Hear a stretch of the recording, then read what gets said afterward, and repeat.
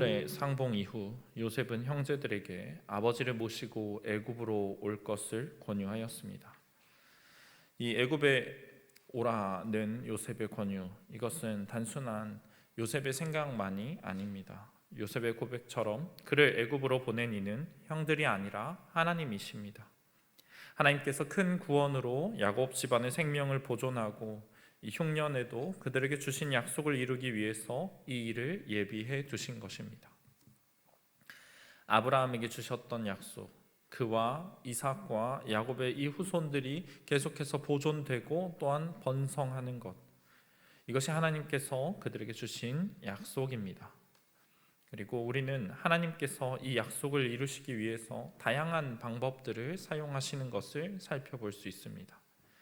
하나님께서 전능하신 분이시라고 해서 이 약속을 이루시는 것을 쉽게 단번에 이루시는 것이 아닙니다. 하나님께서는 이 일을 단숨에 이루실 전능한 능력을 가지고 계십니다.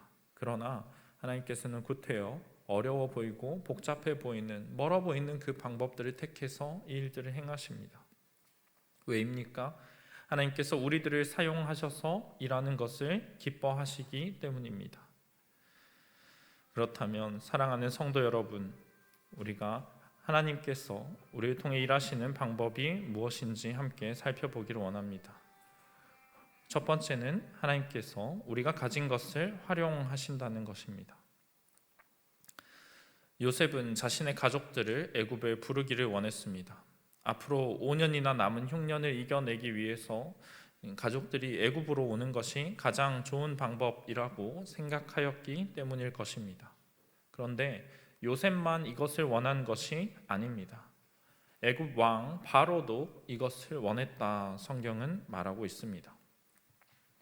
요셉이 그의 형들을 요란하게 맞이했습니다. 울면서 맞이하였고 그 소리가 온 궁중에 다 들렸습니다. 그리고 요셉은 딱히 그가 형들을 만났다는 사실을 애굽에 숨길 생각도 없었습니다. 그래서 요셉의 형들이 왔다라는 소문이 금세 퍼져나가게 되었습니다. 16절 말씀입니다. 요셉의 형들이 왔다는 소문이 바로의 궁에 들림에 바로와 그의 신하들이 기뻐하고, 이 소문을 들은 바로와 그의 신하들은 기뻐하였습니다. 지금 잃어버린 가족을 만난 것은 요셉인데 이들이 왜 기뻐하고 있습니까? 이것은 그들이 그만큼 요셉을 사랑하고 있었기 때문입니다. 바로에게 있어서 요셉은 천금과도 바꿀 수 없는 귀중한 신하입니다. 앞선 45장 8절을 보면 그가 요셉을 얼마나 신뢰하고 있는지를 우리가 알 수 있습니다. 바로는 그를 아버지 같은 스승으로 모셨습니다. 온 집, 자신의 궁정의 주로 삼았다라고 요셉이 당당하게 말하고 있습니다. 단순 과장하는 것이 아니라 바로가 실제로 그를 그렇게 여기고 있음을 보여줍니다. 여러분, 그런데 이것은 잘 생각해 보면 전혀 일반적이지 않은 이상한 상황입니다. 애굽의 왕, 자신의 신의 아들이라고 생각하는 이 바로가 이방인 출신에다가 그들이 업신여기는 그 출신에 죄짓고 노예가 되었었던 이 요셉을 이처럼 특별하게 대우하고 있다는 것입니다. 왜입니까? 바로에게 있어서 요셉은 은인 중의 은인입니다. 이 흉년, 아무도 알지 못했던 미래의 재난을 대비함으로 바로 자신의 정치적 생명을 구원했을 뿐만 아니라 수많은 애굽 백성들을 살렸습니다. 거기에다가 양식을 구하기 위해서 주변의 많은 이방 민족들이 애굽으로 찾아와서 자비를 구하고 돈을 내고 양식을 사갑니다. 애굽의 위상이 당시 근동에서 얼마나 높아져 있었겠습니까? 요셉은 사실 지금 애굽의 위인 중의 위인이다라고 봐도 무방한 상황입니다. 그런 요셉이, 그런 은인과 같은 요셉의 가족들이 찾아왔더니, 고아인 줄만 알았는데 가족들이 찾아왔더니 바로는 기뻐하고 있습니다. 그런데 우리가 여기서 주목하여야 하는 것은 바로만 이 일을 기뻐하는 것이 아니라는 점입니다. 바로의 신하들도 요셉의 가족 상봉을 기뻐하고 있습니다. 이것은 요셉이 얼마나 뛰어난 정치적 능력을 가지고 있었는지를 보여줍니다. 요셉은 단순히 꿈을 잘 해석하는 사람, 머리만 좋은 사람이 아닙니다. 그는 다양한 곳에서 다양한 일들을 경험했습니다. 굴곡이 있었고 그 가운데서 경험하면서 쌓아온 하나님을 또한 경외함으로 얻은 지혜를 가지고 있는 사람입니다. 그래서 그는 인간관계에 있어서도 분명히 처신을 아주 잘 하였던 것 같습니다. 그러니 바로뿐만 아니라 신하들에게서도 사랑을 받고 있었습니다. 그 천한 출신의 요셉이 한순간에 애굽의 총리가 되었으니 신하들이 일반적인 상황이면 어떻게 생각했겠습니까? 분명히 시기하고 어떻게든 그를 끌어내리려고 뒤에서 모함을 했을 텐데 요셉을 향하여서는 그렇게 행하지 않습니다. 그의 기쁨을 진심으로 즐거워하면서 축복해주고 있는 모습을 보입니다. 요셉이 이러한 성공을 애굽에서 이루어둔 것입니다. 그리고 이 성공으로 인해서 바로는 요셉의 가족들을 애굽으로 데리고 오라고 말합니다. 18절 말씀입니다. 너희 아버지와 너희 가족을 이끌고 내게로 오라. 내가 너희에게 애굽의 좋은 땅을 주리니 너희가 나라의 기름진 것을 먹으리라. 바로는 요셉의 가족들에게 애굽의 좋은 땅을 그리고 나라의 기름진 것이라고 되어 있는데 기름진 음식들을 주겠다 약속합니다. 이것이 그냥 예의상 하는 말이 아닙니다. 이어지는 바로의 행동을 보면 그가 얼마나 이 일에 진심인지를 알 수가 있습니다. 이를 위해서 바로는 요셉의 형들에게 이 수레들을 가져가라 말합니다. 너희 늙은 아버지, 집안의 여인들, 자녀들을 태우고 애굽으로 오라는 것입니다. 애굽은 예로부터 수레가 발달하여 있던 나라입니다. 그리고 이 수레는 고관들이 타고 다니던 것입니다. 가나안에서 애굽까지의 여정, 지금 형들도 수차례 왔다 갔다 했지만 이것은 노인들, 아이들 그리고 여자들이 오기에는 험하고 먼 길입니다. 지금 바로가 이들을 배려해서 수레까지 내어주면서 속히 데리고 와라 말하고 있는 것입니다. 지금으로 말하자면 아주 값비싼 고급 승용차를 주면서 부모님 모셔와라, 너희 가족들을 다 태우고 와라 말하는 것입니다. 그러고는 20절에 다시 한번 온 애굽 땅에 좋은 것이 너희 것이다 재확인해 주고 있습니다. 한 번으로 말해서 믿지 못할까 봐 다시금 이것이 다 너희의 것이라고 확인해 주고 있습니다. 여러분, 우리가 이것을 생각해 보면 요셉이 이만큼 성공을 거두지 못했었다면, 애굽에서 이런 것들을 얻고 있지 못했다면 요셉의 형들이 이런 대우를 받는다는 일은 상상조차 할 수 없는 것입니다. 아니, 이런 대우를 받는 것은 고사하고 그들이 애굽에 거할 수조차 없습니다. 전 재산을 가져다가 바치면서 엄청난 인플레이션으로 양식들을 겨우 조금씩 사가면서 가나안 땅에서 겨우 생명을 면하거나 아니면 재산이 떨어져 죽었을지도 모르는 일입니다. 현재 근동 지역에 범국가적인 재난이 닥쳐 있는 상황입니다. 수많은 사람들이 양식이 풍부한 애굽에 들어가려고 줄을 서 있습니다. 애굽 사람들이 우리 땅에서 살고 싶다면 너희들을 일단 선별하겠다 얘기하고 정말 많은 돈을 가져오거나 아니면 그들을 노예로 삼아서 애굽에 받아들였을 것입니다. 요셉의 가족들은 어떻습니까? 그들이 요셉의 가족이라는 이유 하나만으로 애굽에 평안히 들어오게 될 뿐 아니라 땅과 기름진 것들 다 무상으로 얻게 되는 것입니다. 여러분, 이 이야기를 보면서 어떤 마음이 꼬여 있는 사람들은 이것이 불공평하다고 생각할지도 모르겠습니다. 아니, 총리라는 지위를 이용해서 자기 가족들만 이렇게 챙기는 것 부당하지 않냐 하는 사람들이 있을지 모릅니다. 그러나 여러분, 이것은 정의나 공평의 문제라기보다는 이들을 살리고 약속을 이루기 위한 하나님의 일하심으로 이해해야 합니다. 여러분, 하나님께서는 하나님을 경외하던 요셉을 성공하게 하셨습니다. 그리고 그 성공한 것을 사용하십니다. 애굽의 총리라는 그의 지위, 사람들에게 사랑받는 그의 위치를 통해서 그의 가족들에게 안정적인 보금자리와 풍족한 양식을 제공하십니다. 하나님께서 그냥 주실 수도 있는 것인데 요셉을 통해서 이것들이 가족들에게 공급되도록 하십니다. 여러분, 이것을 남들과 비교해서 불공평하다, 받지 않겠다 말하는 것 청렴결백한 것이 아니고 어리석은 것입니다. 여러분, 우리가 세상에서 우리가 이루는 것, 성공하는 것, 이것에 대해서 이원론적인 태도를 보일 필요가 없습니다. 아니, 하나님께서는 돈을 통해서 일하시지는 않아, 이런 성공의 지위를 통해서 일하시는 분이 아니야, 단정 짓고 하나님을 제한할 이유가 전혀 없습니다. 하나님께서는 우리가 가진 것들을 사용해서 일하시는 분입니다. 그것이 크든지 작든지 이것들을 사용하십니다. 그 방법이 악하거나 불의한 것이 아니라면 우리가 이것을 거부할 이유가 없습니다.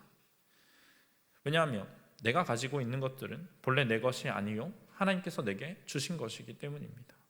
그것을 통해서 하나님께서 그 약속을 이루어 가시며 주의 나라를 위해서 일하시는 것, 우리가 내 생각으로 막을 이유가 조금도 없습니다.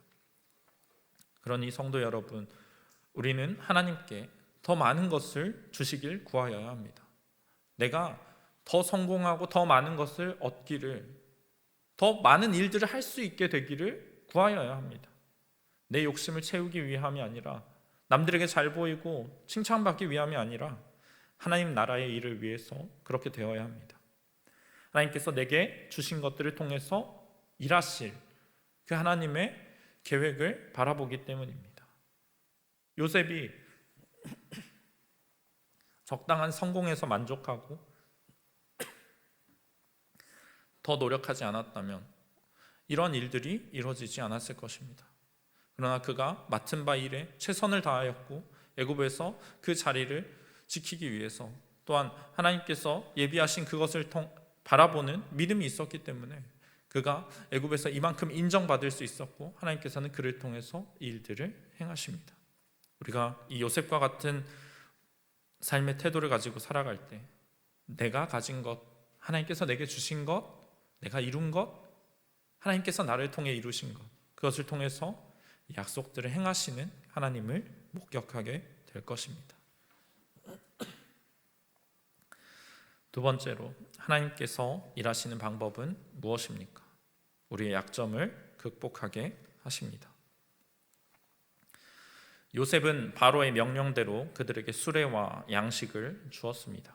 또 수나귀 10필, 애굽의 아름다운 물품, 암나귀 10필과 곡식과 떡과 양식을 거기에 실어서 보냈습니다. 가나안에서 애굽으로 오는 동안 먹으면서 오라고 식량을 보낸 것입니다. 그리고 요셉은 형들에게 당부를 하나 합니다. 24절 말씀입니다. 이에 형들을 돌려보내며 그들에게 이르되 당신들은 길에서 다투지 말라 하였더라. 요셉이 왜 이처럼 다투지 말라라고 얘기하고 있습니까? 이것은 그가 형들의 성정에 대해서 잘 알고 있기 때문입니다. 그가 어려서부터 봐왔던 형들은 서로 간에 자주 의견이 충돌했고 다툼이 있었던 것 같습니다. 창세기 42장 22절을 보면 르우벤이 동생들을 탓했던 모습을 우리가 볼 수 있습니다. 내가 너희에게 그 아이에 대하여 죄를 짓지 말라고 하지 않았냐라고 합니다. 우리가 형제들이 우리가 요셉에게 행한 악한 일 때문에 이런 죄를 당하는구나 생각하고 있을 때 르우벤이 이렇게 얘기를 하는 것입니다. 내가 하지 말라고 하지 않았냐? 너희가 죄를 지었다. 그러면서 그 핏값이 이제 우리에게 돌아오게 됐다. 여러분, 은근히 남을 탓하는 이런 모습을 보게 됩니다. 르우벤이 정말로 이런 죄를 짓고 싶지 않았더라면 그것을 적극적으로 막았어야 했는데 그러지 않아 놓고 뒤에서 요셉을 풀어줄 생각을 하다가 일이 잘못되니 다른 동생들을 탓하는 이런 모습, 이것이 심화되면 서로 간에 다툼이 일어나게 됩니다. 그리고 어쩌면 이전에 요셉에게 그러했듯이 그 다툼의 결과가 죄로 이어지게 될 수 있습니다. 또한 요셉이 이처럼 당부하고 있는 것은 그들의 다툼이 베냐민에게 미치게 될까, 안 좋은 일이 일어나지 않을까 염려하였기 때문입니다. 45장 22절 말씀입니다. 또 그들에게 다 각기 옷 한 벌씩을 주되 베냐민에게는 은 300과 옷 5벌을 주고. 요셉은 형들에게 각기 옷 한 벌씩을 주었습니다. 특별히 베냐민에게는 은 300과 옷 5벌을 주었습니다. 이전에 베냐민에게 5배나 좋게 대우했던 것처럼 지금도 베냐민을 특별하게 대우하고 있습니다. 그러나 요셉은 형들에게 이로 인해서 죄를 짓거나 나쁜 마음을 절대로 가지지 말라고 당부하고 있습니다. 물론 요셉은 형들이 이전과는 다르게 변화했다는 것을 경험했습니다. 알고 있습니다. 유다가 자기를 희생해서라도 베냐민을 데리고 가겠다는 그 선언을 하였을 때 요셉이 이것을 확인했습니다. 하지만 요셉은 동시에 그들이 언제든지 또 실수할 수 있다는 것을 놓치지 않습니다. 약한 부분에서 언제 또 넘어지게 될지 모른다는 것 알고 있어서 그들이 넘어지지 않도록, 실수하지 않도록 잘못된 생각 가지지 말라고 경고하고 있는 것입니다. 여기서 요셉이 형들에게 옷을 주는 것은 의미심장한 일입니다. 왜냐하면 이전에 형들은 그에게서 옷을 빼앗아 갔던 전적이 있기 때문입니다.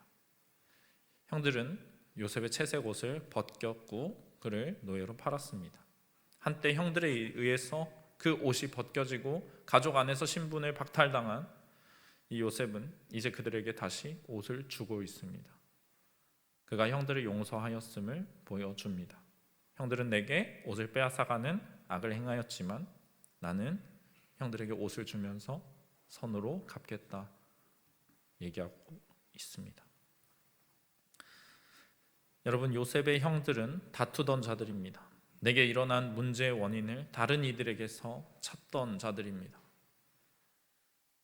요셉의 팔려간 그 죄로 인해서 하나님께 고통을 당하자 너희가 죄를 지었다, 내가 말하지 않았냐 하였더냐, 남을 탓하고 아버지의 사랑을 자신들이 받지 못하는 것 요셉을 탓하고 저 꿈꾸는 자만 없어지면 우리가 사랑을 받지 않겠냐 생각했던 자들입니다. 다투어서 그를 죽이려고 하고 노예로 팔아버렸던 자들입니다. 사실상 아버지의 관점에서는 요셉을 죽인 것이나 다름이 없습니다. 그러나 요셉이 사라져도 아버지의 사랑이 그들에게 향하는 일은 없었습니다. 다툼은 문제를 해결하지 못합니다. 거기에선 선한 것이 나오지 않습니다. 그리고 이제 형들은 자신들의 약점을 극복하게 됩니다. 그들은 이전에 요셉에게 그랬던 것처럼 베냐민을 시기하지 않습니다. 여러분, 만일 형들이 이처럼 변화하지 않았더라면 잘못된 길에 들어섰을지 모릅니다. 아버지에게 가서 그들은 이제 동생 요셉이 살아있었다는 것을 전해야 합니다. 그러려면 어떤 일이 일어납니까? 이전에 짐승이 그를 죽였다고 말했던 자신들의 거짓말, 동생을 팔아버렸던 죄가 자연스럽게 드러나게 될 것이 아닙니까? 부끄러운 자신들의 과오가 들춰지는 것입니다. 이 형들이 여전히 이 죄에 자기 몸을 맡기는 자들이었다면 가나안으로 돌아가는 길에 악한 마음을 품을 수도 있습니다. 베냐민을 죽여버리고 모든 일을 덮어버리자, 이것들을 가지고 우리가 다 나누자, 이렇게 할 수도 있었습니다. 이전에 이미 요셉에게 그렇게 행동했지 않습니까? 하지만 이제 그들은 다투는 자가 아닙니다. 시기와 분노와 난폭함 또 두려움에 자신의 몸을 내어주지 않습니다. 변화되었고 이전과는 다른 올바른 선택을 내릴 수 있게 됩니다. 여러분, 하나님께서는 이처럼 사람들을 변화시키십니다. 하나님의 약속에 합당한 자들로 만들어 가십니다. 내 잘못된 일면을 그대로 가지고 있으면서 내가 하나님의 약속을 온전히 이룬다, 어리석은 기대를 하는 것입니다. 이전에 악한 습관과 버릇을 버리지 못하고 그대로 들고 있는 채로 그것을 가지고 하나님 나라에 들어가겠다고, 하나님의 통치를 받겠다고 말하는 것, 얼마나 교만한 생각입니까? 하나님께서는 그의 약속을 이루시기 위해서 우리를 변화시키십니다. 우리의 약점을 보완하시고 바꾸어 가십니다. 쓸만한 그릇으로 우리를 만들어 주십니다. 우리의 그릇이 군데군데 깨어져서 새고 있을 때 하나님께서는 그것을 오래도록 참아가시면서 그 그릇을 수리하시고 새 것과 같이 만들어 주십니다. 그리고 그 안에 하나님께서 이루실 그 약속을 온전히 채워 주실 것입니다. 마지막으로 하나님께서 일하시는 방법은 무엇입니까? 우리가 바라지 못하던 것을 이루어 주십니다. 형들은 아버지 야곱에게 돌아가서 기쁜 소식을 전하였습니다. 26절 말씀입니다. 알리어 이르되 요셉이 지금까지 살아있어 애굽 땅 총리가 되었더이다. 야곱이 그들의 말을 믿지 못하여 어리둥절하더니. 애굽에서 돌아오더니 아들들이 뚱딴지 같은 이야기를 합니다. 요셉이 지금까지 살아있었고 애굽 땅 총리가 되어 있었다는 것입니다. 여러분, 이 말을 들은 야곱은 어안이 벙벙했습니다. 대체 지금 무슨 말을 하는 것인가 이해가 되지 않습니다. 죽어 있다고 말하던 요셉이 20년 전에 이미 죽었다 생각했던 그 아들이 살아있다는 것도 믿기지 않는데 지금 그가 애굽 전역을 다스리는 총리가 되어 있다니 이게 무슨 말인가? 아들들의 말을 믿지 않습니다.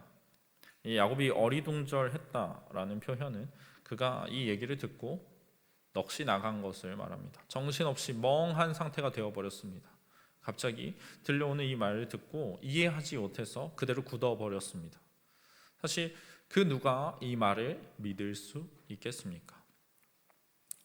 이미 20년 전에 죽었다고 생각하던 아들입니다.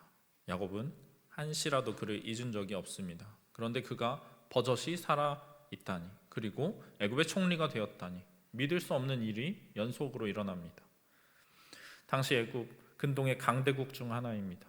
그 위상이 대단한 나라입니다. 먼 가나안 땅에서도 애굽이 얼마나 강한 나라인지 다 알고 있습니다. 거기에 더해서 이 가뭄으로 인해서 주변 모든 나라들이 애굽만 바라보고 있는 상황에서 그 애굽을 다 다스리는 통치자가 내 아들이라니 믿을 수가 없습니다. 게다가 지금까지 내 아들들에게 엄하게 대하던 막내를 데리고 오라 윽박지르던 그 사람이 요셉이라니 믿을래야 믿을 수가 없습니다. 27절 말씀입니다. 그들이 또 요셉이 자기들에게 부탁한 모든 말로 그에게 말하매 그들의 아버지 야곱은 요셉이 자기를 태우려고 보낸 수레를 보고서야 기운이 소생한지라. 아들들은 요셉이 자기들에게 부탁한 말로 아버지를 설득합니다. 아버지를 모시고 온 가족이 애굽으로 오라라는 이 말을 들은 야곱은 요셉이 자기를 태우려고 보냈다는 수레를 보고서야 그 기운이 소생하였습니다. 이 수레는 아들들이 손에 넣을래야 넣을 수가 없는 물건입니다. 돈이 많다고 살 수 있는 것도 아닙니다. 애굽 왕실에서 사용하는 특별한 수레였습니다. 거기다가 그들이 가져온 여러 짐승과 옷가지, 물건들, 식량들, 믿을 수 없는 일이 실제로 일어났구나. 야곱은 그것을 보고 믿게 되었습니다. 그리고 야곱은 어떤 반응을 보입니까? 요셉이 살아있구나. 그것을 알게 된 야곱은 기운이 소생하였습니다. 그의 영이 살아났습니다. 28절에 이스라엘이 이르되 조카도다. 내 아들 요셉이 지금까지 살아있으니 내가 죽기 전에 가서 그를 보리라. 그래서 이스라엘은 조카도다 하고 외칩니다. 요셉이 살아있다는 사실을 너무나 기뻐하고 있습니다. 죽은 줄 알았던 내 아들이 저 먼 애굽에서 총리가 되어서 지금 나를 부르고 있구나. 얼마나 기쁘고 감격스러운 일입니까? 그리고 내 아들 요셉이 지금까지 살아있으니 내가 죽기 전에 가서 그를 보리라 말합니다. 야곱은 지금 노년의 나이입니다. 가뭄이 들어서 흉년이 왔으니 자신이 얼마나 살 수 있을지 모르는 상황입니다. 죽은 줄로만 알았던 아들이 살아있다니 얼마나 보고 싶었겠습니까? 그의 평생의 한이었던 이 숙제를 지금 풀러 야곱은 갑니다. 그는 이 일로 인해서 마음의 짐을 두 가지 덜게 되었습니다. 첫 번째는 너무나 사랑하던 아들 요셉과 재회하게 된 것입니다. 두 번째는 흉년으로 인해서 생계를 걱정하던 자신의 후손들, 가족들이 거주할 곳과 먹을 것을 얻게 된 것입니다. 얼마나 감사한 일입니까? 그가 노년에 이것을 위해서 얼마나 걱정하고 염려하고 있었겠습니까? 그의 노년에 하나님께서 놀라운 일을 행하여 주셨습니다. 여러분, 이 일이 일어난 것은, 이 일이 행해지는 것은 야곱의 입장에서 보면 기적이라고 할 수밖에 없습니다. 우리는 요셉의 시점에서 이 일들을 보았기 때문에 하나님이 어떻게 그의 삶의 역사를 하셨는지, 지금까지 이끌어 오셨는지를 보았습니다. 그러나 야곱은 갑작스럽게 이야기를 듣고 이것은 믿을 수 없는 일이다. 내가 절대 바랄 수 없었던 일들이 일어났다고 말합니다. 누가 보더라도 사실 이것은 하나님께서 행하신 기적입니다. 하나님을 경외하지 않는 이들은 일이 이렇게 된 것이 우연의 연속이다, 또는 운이 좋았다, 요셉 개인의 능력이 뛰어났기 때문이다 말할 것입니다. 그러나 우리는 이것이 하나님이 행하신 일임을 알고 있습니다. 하나님께서는 이 놀라운 일을 이루시기 위해서 사람들의 마음을 움직이셨고 꿈을 꾸게 하시고 자연 환경도 다스리시며 모든 일에 함께 하셨습니다. 우리가 지금까지 말씀을 통해 살펴본 바의 결론이 무엇입니까? 하나님께서 이 모든 일을 행하셨다는 것입니다. 여러분, 야곱은 그의 아들이 죽었다고 들었을 때 그를 다시 보게 될 것이라고는 조금도 기대하지 않았습니다.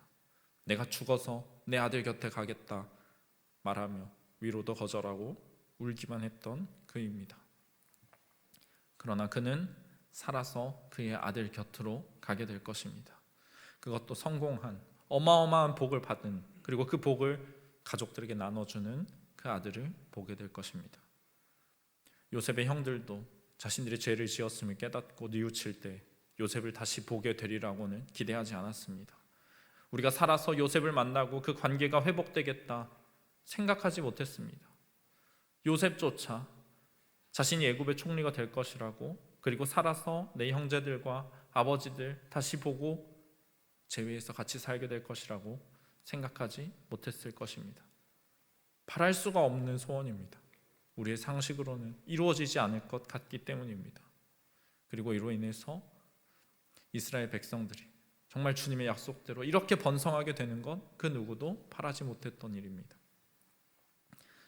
여러분, 우리 하나님의 일하심은 이처럼 우리의 생각을 뛰어넘는 것입니다.